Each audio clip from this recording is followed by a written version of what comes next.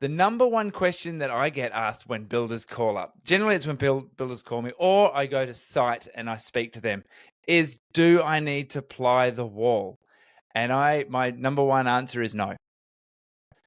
Sometimes I get there and the builders have already plied the wall.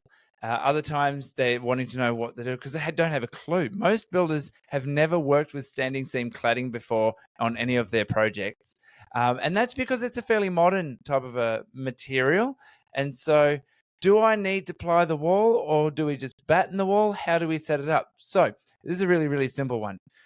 If you're putting standing seam cladding on a timber or steel frame wall, yes, you need to batten that wall to give you it's called a vapor barrier. It's kind of what you need for insulation to make sure you've got a thermal break. That's the correct terminology, a thermal break. So you have your wall framing. The question that I get on every job that we're working on with builders, it's almost every single job, is how do we flash between different types of claddings?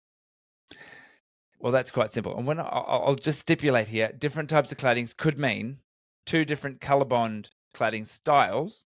Say we have a standing seam and a trim deck, and we are going to have them intersect on a corner. How we're going to do that? Or we have Scion board, fiber cement, James Hardie product on the wall, or a WeatherTex product on the wall, just normal weather boards, blue board with render on it, or brickwork.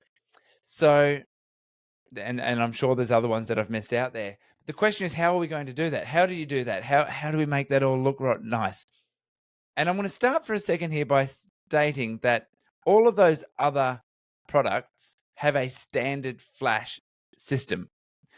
And that's why builders ask this question. They have a standard system. So if you've got a James Hardie product, and it could be other types on that fiber cement range of products, regardless of who's supplying it, they generally have like an aluminium extrusion, which is like a channel that will join internally or externally the sheets.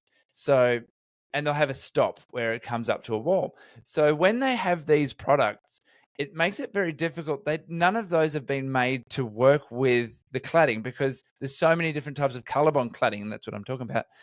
That could you imagine all the other suppliers having to have all of these different extrusions made because and have them not work with other cladding? I mean, they'd have to have so many different varieties and have so much of it in stock, it would be ridiculous. So you can see why a builder would ask us the question, how do we do that? Because there's nothing that they can buy out of a stick list or a shopping basket from Bunnings that will do the job and do the job nicely. So the answer is we custom design a solution flashing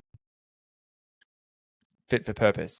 So for example, if you're going to have a rendered wall, we'll do a flashing which will go on the wall of the rendered wall first, and then it will come out and it would receive the cladding that we're putting in there. Now we could put that in before the cladding goes in, and say the builder wanted to get the blue board up or whatever other cladding that was up first while we're doing the cladding, and we might not be up to that section.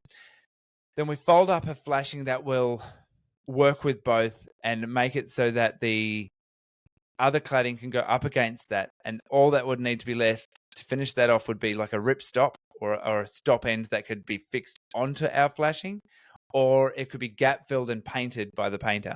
Just makes it very, very simple. Every single job we get asked that question. So it's simple. It's a custom bespoke solution every time.